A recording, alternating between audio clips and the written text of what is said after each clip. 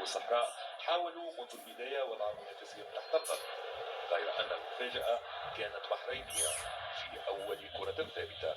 تربكز الدفاع الجزائري هو معوش يهدي البحرين هدف السبق لتشتعل مدارج الأحمر، غير أن الفرحة لم تدم طويلا بعد تدخل تقنية الفار لإلغاء الهدف، قرار أسعد الجزائريين وأثار حفيظة مدرب البحرين.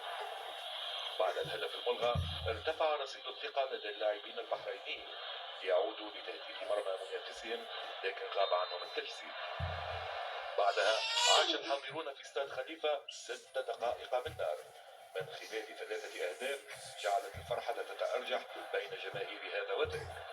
البداية كانت بهدف السبق الجزائري بواسطة لافوين بركين في الدقيقة 24. وفي ذروة الانتشاء بالهدف عاد مهدي عبد الجبار الأمور إلى نظامها بهدف التعادل البحريني، لكن عادل بنا أبى إلا أن يشعل المباراة حماسا بهدف ثانٍ في الدقيقة 30.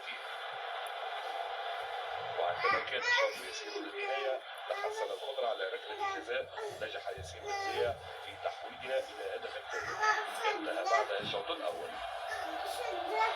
في النصف الثاني من المواجهة كان واضحا تأثر معنويات البحرينيين ليسيطر المنتخب الجزائري بالطول والعرض، سيطرة جسمها لافوين بركين بهدف الرابع مع بداية الشوط، ليواصل محاربو الصحراء التحكم في مجريات المباراة وتسييرها على هواهم حتى ظهر مولبينا من جديد مسجلا هدفه الثاني والخامس لمنتخب بلاده.